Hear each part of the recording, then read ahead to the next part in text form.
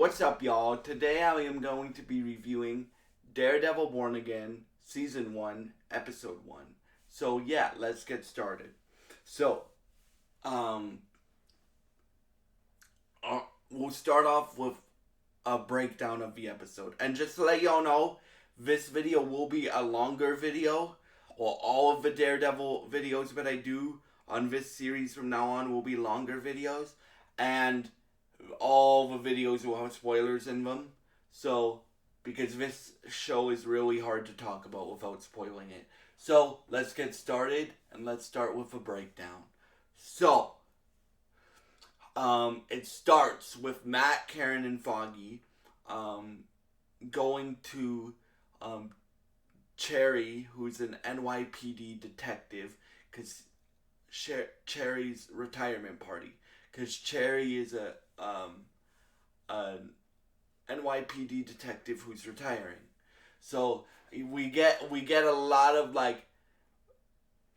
we get Matt and Karen flirting, and they have made a decision not to pursue a romantic relationship because, well, I don't know why. They don't really dive into it, but they decided not to pursue a romantic relationship for now. So they're just friends, and they flirt with each other. Like he's like, nobody's above the law, Miss Page, or nobody's above the law, and he goes, including you, Miss Page, right? So yeah, and then we meet some new characters too, like Cherry, as I said, who's a dope character. We'll get into him later in this video because he's dope. Kirsten McDuffie, who's another attorney, and it looks like they're taking a lot of cues from the Charles Soule and Chip Zdarsky comic book runs of Daredevil, which I love that. So yeah. So we meet the new characters. We get reacquainted with Foggy, Karen, and Matt, and then I love the way that they visualize Matt's powers in this, or they let you know that he has powers in this. I love that. I love the way that they do it because they do it like you're in Matt Murdock's perspective, right? So how a visually impaired person sees the world and hears the world and experiences the world, it can be different for all visually impaired people, but how I experience the world is I hear things before I see them, right? I can pick out a voice. Like if I know somebody, I pick out their voice before I pick out their facial features or what they look like, right? So I love that, the way they depict Matt's powers, because that's how visually impaired people see the world. They use their other senses to to to experience the world. So Matt uses his hearing, which again I really like how they visualize, to like Foggy gets a phone call. Foggy steps outside to take this phone call. It turns out that this phone call is from Foggy, Matt, and Karen's client, Benny, who is going to testify at a trial. And so Foggy stashed him at his apartment for protection, right? So we hear this phone call, and it's like, Foggy, there's somebody downstairs. They're all trying to get me, right? They're all trying to get me. And then Matt and Karen come outside, and they're both like, what's going on? And then Foggy's like, it's Benny. And then Matt's like, what's wrong? And then he goes he goes, Benny could just be high. And Matt goes, yeah, he doesn't sound high. So Matt suits up. But before that, you have, and this is really sad, you have Foggy go, maybe I didn't want to tell you about Benny getting all the threats because I didn't want to give you an excuse to use the suit, right? Right? Because Foggy accepts that Matt's Daredevil. He doesn't like that Matt's Daredevil though, right? So Matt suits up, and I love how much they're using his Billy Club and how much he's acrobatic in this fight scene. So, um, you you you pick up, you see the suit for the first time. It's a new Daredevil suit, right? And he's running across the roof to the apartment, but then he realizes he gets played because he hears a gun getting loaded, like bullets being put in a gun, and he tries to get back in time, but then we see that it was a trick from Bullseye, right? Like Bullseye's looking for Foggy and Karen because he wants to get revenge on Daredevil, and Bullseye knows who Daredevil is, right? He knows that Daredevil's Matt Murdock, so he shoots Foggy from a rooftop, and then he walks up to Karen while throwing smoke like into Josie's bar because that's where they are, into Josie's bar, and almost kills Karen. But then Matt gets there in time, and he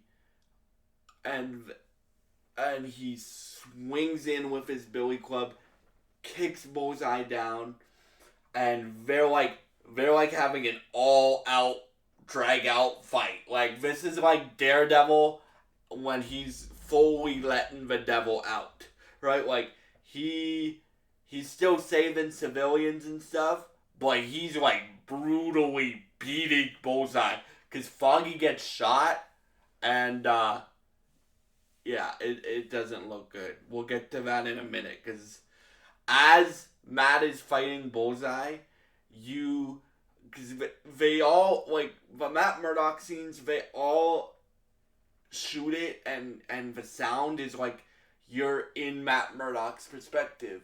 So, like, he hears better than he sees, right? So, while Matt's fighting Bullseye, he zeroes in on Foggy's heartbeat, and you can hear it start to get slower and slower and slower and slower. And as the fight continues, like Matt is getting madder and madder and madder and madder. And he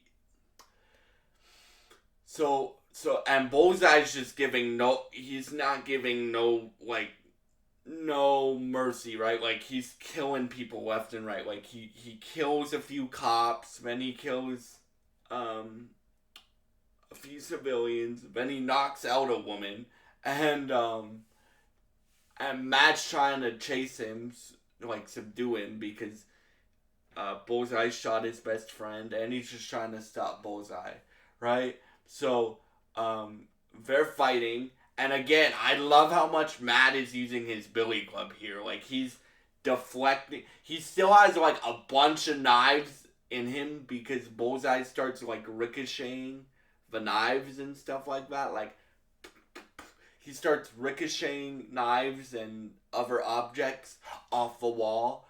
And Matt has, like, a knife in his leg. He has multiple, like, in his chest plate. He has, a few in his back, and meanwhile, like, he's hitting Bullseye in the head multiple times with his billy club, and like he flip kicks him one time, and yeah, they're both not doing well. Like, they're both not at 100%, right? But Matt's not gonna let him get away because Foggy he shot Bullseye shot Foggy, so Bullseye escapes to the roof, and he's like, I'm clear. Then you have Matt like grapple up with his billy club. Again, I love how much we're using the billy club. Grapple up with his billy club and jump on Bullseye like, ah! And then he knocks Bullseye down. Then he goes over, beats Bullseye, like beats him within an inch of his life. And then as you're hearing this, you guys remember how I told you that and keep in mind, guys, this is a one take fight scene of the season. Hopefully, there's more, but this is a one take fight scene of the season. So this is all shot in one take, and so he goes over and he starts beating Bullseye, and Bullseye's trying to get away, and he hits Matt with a wooden plank.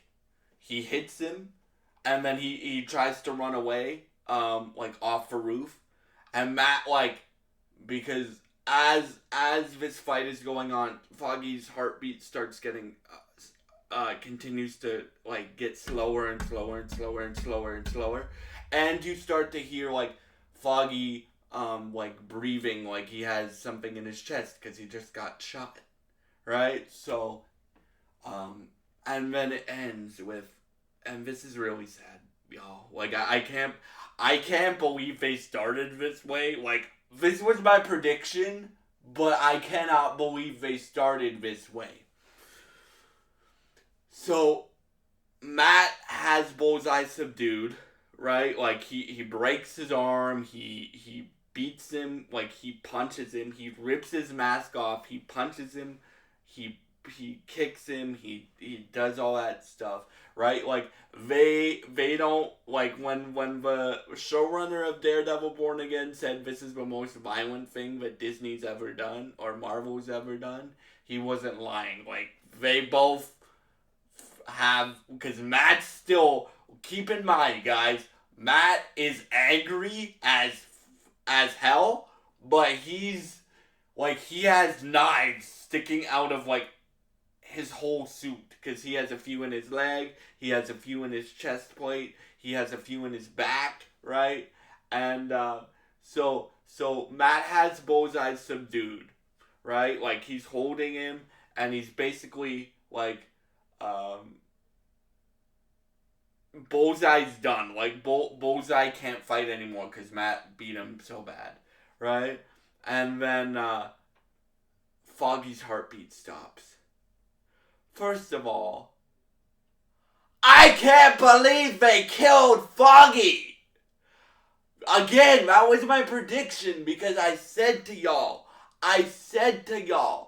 if there is any way that Matt Murdock, especially in this canon, because the Netflix stuff and stuff like that, would stop being Daredevil, it would have to be either Foggy or Karen dies. And bro, they killed Foggy. Now, I'll finish what Matt does, and then I'll talk about their choice and what I think about it. So Matt pushes Bullseye off a 7-story building. He pushes him off, and Bullseye survives, which I am shocked by, but it makes sense because Bullseye has a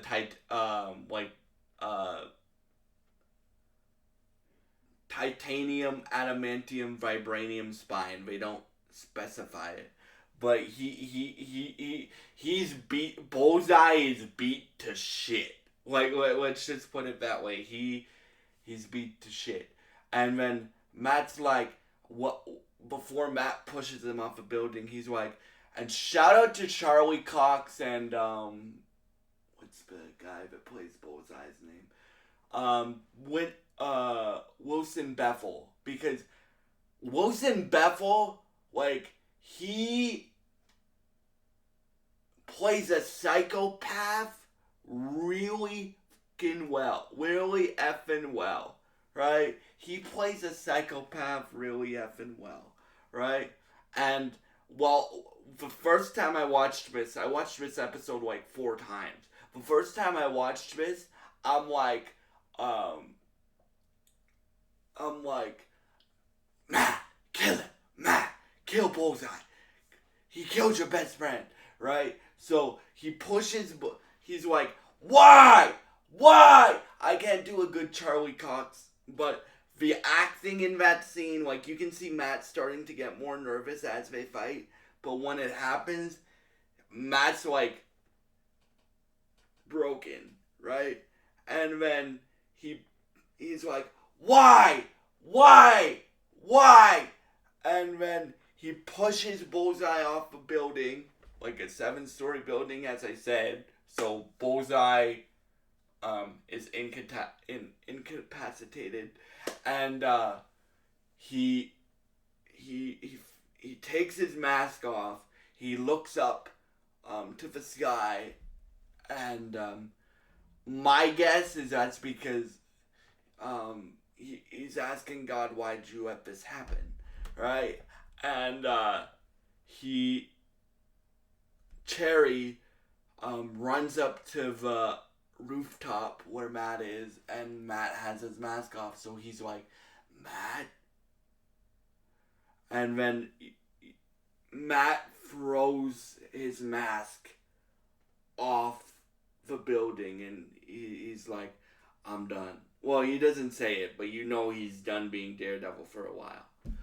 And then we get the new theme song, which this is a story, I think, of Daredevil regaining faith in religion, regaining faith in being Daredevil again, being born again. It makes sense why this series is called Daredevil Born Again, because and the new theme song is dope. They use the same music, but they have like everything is tearing down around Matt, and then it shows at the end of the theme song Daredevil being reborn like a phoenix.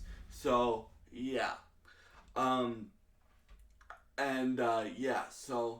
He so then we get then it picks up after that, but it picks up 1 year later. So Matt is just a lawyer now, right? And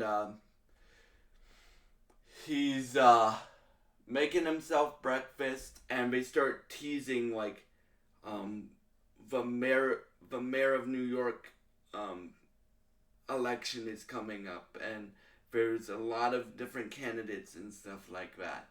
And yeah, so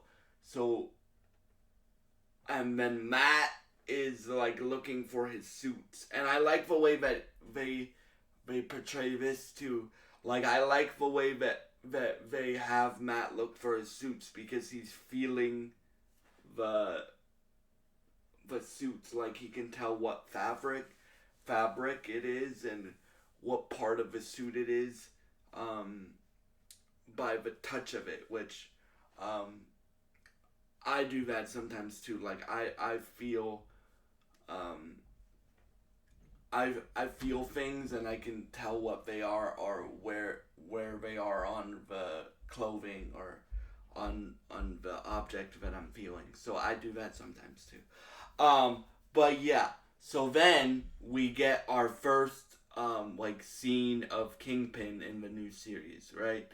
And you can tell it's Kingpin, but like both Matt and Fisk, like Fisk is a main character in this show, y'all. Like Fisk and Matt have equal screen time in both episodes. We're talking about episode 1 in this video, but he has equal screen time. They both have equal screen time in both of these episodes. So, so Fisk is eating, and you, if you guys have seen the Netflix series, you know how meticulous Fisk is with his food, right? So he's eating, and it kind of shows him. They kind of invert the camera because Fisk is trying to be a new man. He's not trying to be Kingpin anymore, right? So then it shows Vanessa, who's taken over Kingpin's crime empire, and Fisk walks in and says, "I have I forget how many it is, but let's just say it's 5,000 signatures." And he's like, "It's time, right?" I can't do a good Vincent D'Onofrio, but it's time to. And she's like, "Why'd you leave, Wilson? Why'd you leave?" Because Wilson left Vanessa for an undisclosed amount of time, but she's still really mad at him for doing that. But yeah, so you have Fisk running for mayor, and it turns out that Kirsten and Matt started their own law firm together called Murdoch and McDuffie, and Kirsten, it, Matt has to go to the trial of Bullseye, right? And he's testifying. Um, he's like, "Justice can't be served today because I can't see my friend again." And when Karen walks into the courtroom, and when he goes, "We can't see our friend again," like, right? And I ask the ladies and gentlemen of the court to um, use the full power of the law to punish him correctly. I forget the exact line, but it's basically that. And but you see Bullseye in this, Benjamin Poindexter, and his like he's like in a straitjacket, right? Like, because they don't want him throwing anything. So like he has like two like arm braces on, like arm braces that immobilize his arms, and then they're connected by like a white strip. So yeah, like they're taking all precautions here, and he goes. I remember the judge goes, "Poindexter, you have anything to say?" And he goes, "No, Your Honor." And then she goes, "As I expected." So as um, so you will face full punishment for what you have done. So she goes, "You have no possibility of a parole with 11 life sentences," and stuff like that. Yes, I think Bullseye's gonna get out of jail, but we'll talk about that in my theory video that I'm gonna do later this week. So, yeah. And you can tell, like, Matt wanted death penalty. Like, he's pissed. The acting from Charlie Cox and Vincent D'Onofrio, like, just the little ticks that they have is incredible, bro. Like they haven't lost a step. So yeah. Anyway, so after the trial, like Matt and Karen try to talk, but why I think this is a story of a broken man rebuilding himself is because Karen and Matt's relationship is broken, right? It's broken. Like Karen's moved to San Francisco. She's um, she she's off. Um, she um, Karen's moved to San Francisco. She only came back for Foggy, but she gives Matt. She goes, "What about Daredevil?" And Matt goes, "I'm not that guy anymore. I promised myself I would let the legal system handle um, everything, right?" And he's like, Matt's broken. Like you can tell that in the first two episodes, and he goes, "I'm not that guy anymore." Then it picks up with and then he's like, Karen, can we just have coffee and talk? She's like, no, Matt. And then he goes, he goes, please, Karen, don't do this. And like the acting from Deborah Ann Wall and Charlie Cox here is incredible. And yeah, all these videos are gonna be long, by the way, guys, like really long, because I want to break down each episode for you and then give you my thoughts on it. So yeah, he goes,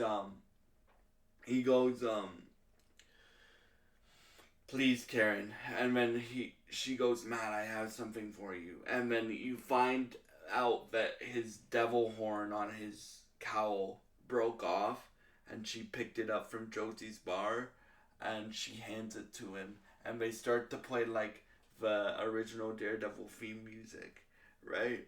Because every time they do something like a little, like every time Matt does something that turns him like makes him think about becoming Daredevil again, and every time Fisk does something that will make him that makes him want to become Kingpin again. And yeah, so then Kirsten sets up Matt on a date with this Dr. Heather Glenn, and so Matt thinks that Matt thinks that she needs a lawyer, and Kirsten told Jen that that Jennifer that he needs therapy, right? Or he's interested in therapy, and so they're both mad at Kirsten for doing that, but he's like, oh, what a waste of time. And you can tell, like, Matt is not like his normal self. Like, he's broken, as I said, so his temper's gotten shorter and stuff like that. And then he's like, no, I'm sorry, Miss Glenn, let's do that. And then she goes, a lot of this series, like, there's a lot of darkness in it, but there's also like some lighter comedy moments, which I like. Like, there's some lighter moments, and like I think Kirsten McDuffie is that character for this show, is because she's like, how did it go? Matt goes, that's not funny, that's a little creepy, and I forget the other thing she says, but he goes, send me her number, and then she's like, ha ha ha, right? And stay out of my personal, like, McDuffie.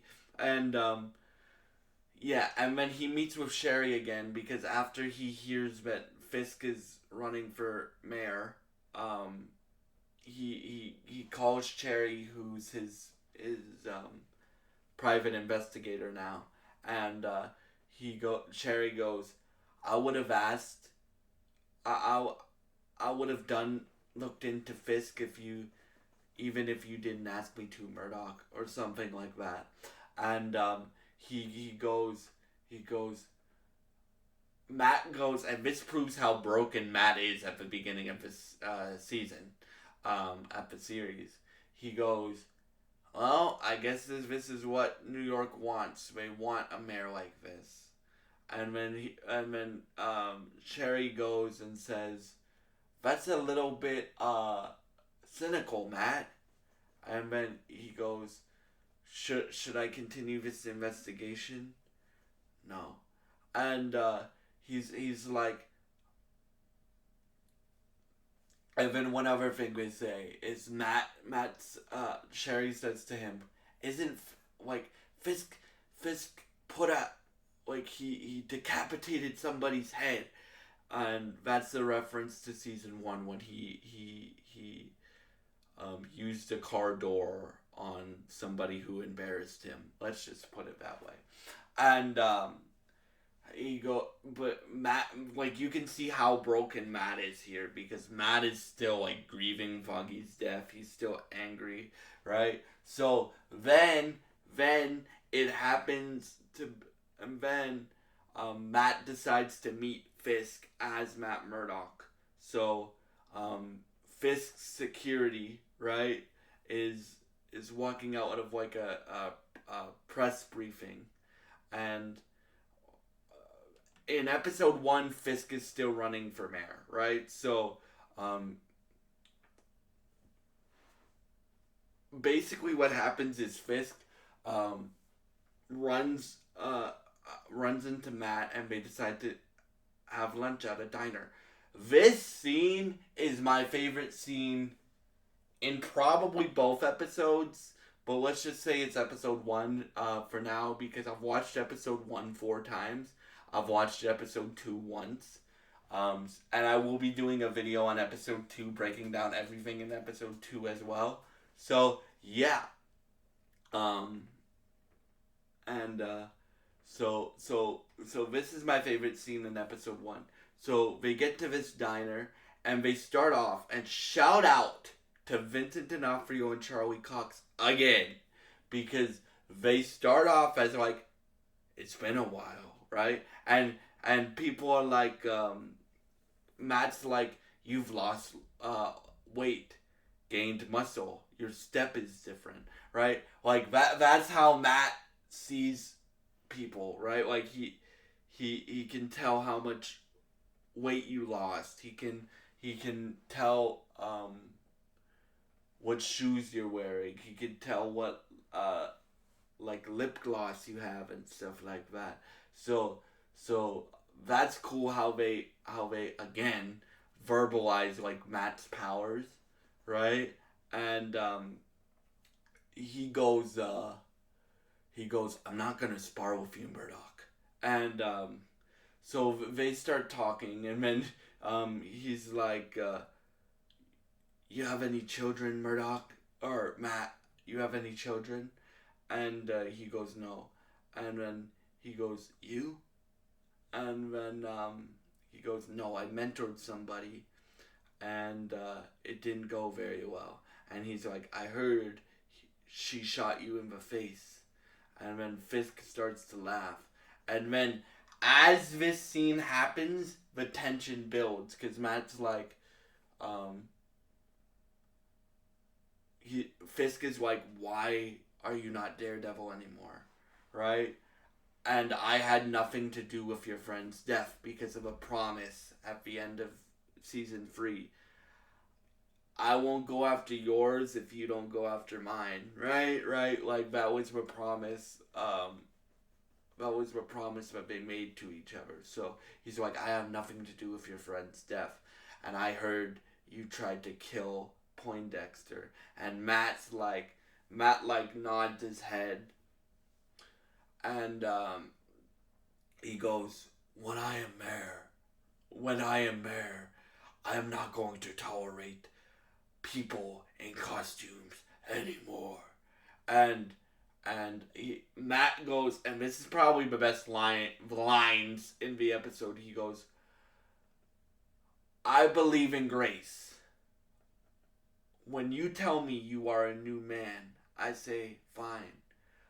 But I was also raised to believe in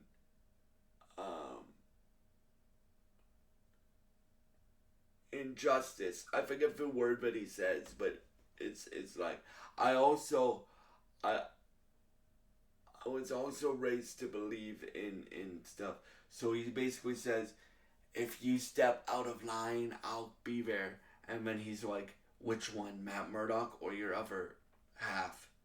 And then he looks at him like, both. And then Fisk goes, if you start to do any of your other activities, there will be consequences. And then he's like, okay, sir. So yeah, like the tension in that scene, y'all, is what makes it for me, because it starts off with them like maybe being friends, and then it starts to build and build and build and build. And throughout the whole episode, it builds and builds and builds and builds until they meet, and then it explodes, right? Um, and when they eventually trade blows, I expect that to happen too. It builds, it builds, it builds, it builds, then it explodes, right? And that diner scene is my favorite scene of the episode. So then Matt goes on another date with Heather, and they're like, "Did you tell Kirsten?" And then she's like, "No, no, I didn't." And then they kiss, and he's like, "I hate it when Kirsten's right." And then she's like, "What?" And then he kisses her, and you can see like Matt's still broken at the beginning of this series, but like Heather is like a bit of happiness in Matt's life, right? And they're walking back to Heather's apartment, and they hear Matt hears a TV in a bar say that Fisk won, and then Heather goes, "Is there history there?" And then Matt goes, "Yeah, he says he's a savior, but he's a monster," right? And that dynamic will get more interesting, but I'm not going to talk about that in this video because this is episode 1. So it ends, well, there's one more scene between Fisk and Vanessa where he goes, "I know about Adam, Vanessa," right? Right? And then she goes, "Please don't kill him. Promise me you won't kill him." And then he goes, "I'm not that man anymore, Vanessa," right? And yeah. And then we'll see though, because I think that like Kingpin's gonna come back out of Fisk, and Daredevil is gonna come back out of Matt Murdock. So we'll see what happens. But what did I think of the episode overall? Oh, and then it ends. It ends with like Fisk on the rooftop, and bathed in white because that's Kingpin's color. Like King, like you guys know, like the white suit. That's Kingpin's color, and then it shows Matt bathed in red light, which is obviously a hint at Daredevil. So that's how episode 1 ends. Bro, I think this is the best thing that Marvel's done. I think it's the best pilot that they've ever done. I honestly do, because they build the characters. Like, they do 2 things here. They build the characters. If you haven't seen the Netflix show, which if you haven't seen the Netflix show, I strongly recommend you do, because you'll get more. Like, you can watch it if you haven't seen the Netflix show, but you'll get more out of it if you've seen the Netflix show. So I strongly recommend you watch the Netflix show. And I think it's the best thing they've ever done. The action is there, right? There's not a lot of it in the first 2 episodes, but it's there, right? Like, they still got action. Then the character stuff is still there. The drama is still there. The tension is still there. The performances are still there. And, bro, like if this show continues to be this good, it could be as good as The Penguin. Like, that's how much I loved episode 1. So yeah, if you got, like, what would I give this episode out of 10? I would give it like a 11 out of 10. That's how much I loved this episode. And yeah, thank y'all so much for watching. I hope you enjoyed the long video. And stay tuned for the rest of the Daredevil videos this week. My review of episode 2 and my theory video on where, because I have a few theories now of where the series is gonna go. So yeah, Thank y'all so much for watching. If you enjoy this style of content, please subscribe, like, and share this video. And I hope you have a great day. Thank you for watching, and goodbye.